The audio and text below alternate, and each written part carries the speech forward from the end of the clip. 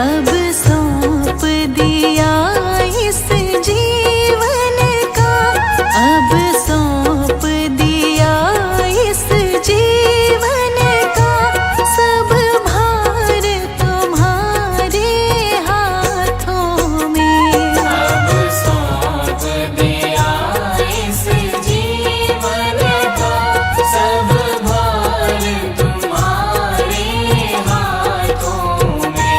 है जीत तुम्हारे हाथों में, है जीत तुम्हारे हाथों में, और हार तुम्हारे हाथों में। है जीत तुम्हारे हाथों में, और हार तुम्हारे हाथों में। अब सौंप दिया इस जीवन का।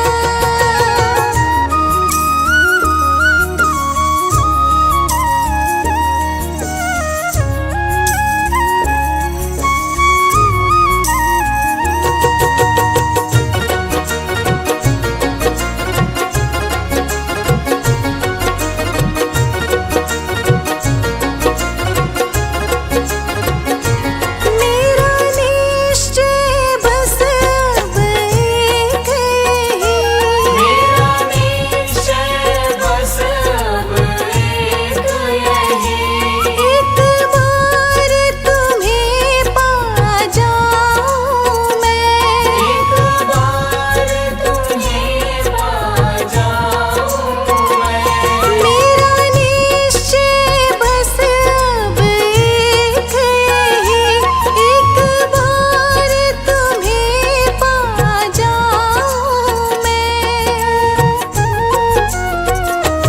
अर्पण कर दूं दुनिया भर का, अर्पण कर दूं दुनिया भर का, सब प्यार तुम्हारे हाथों में। अब सौंप दिया इस जीवन का, सब भार तुम्हारे हाथों में। अब सौंप दिया इस जीवन का।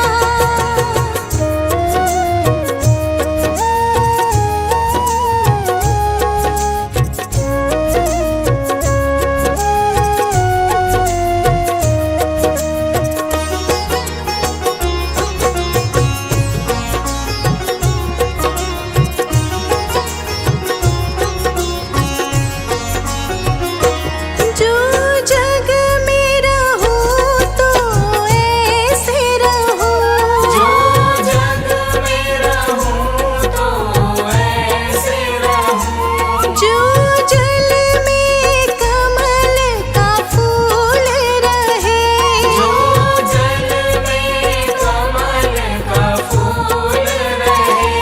जो जग में रहूं तो ऐसे रहूं, जो जल में कमल का फूल रहे। मेरे सब गुण दोष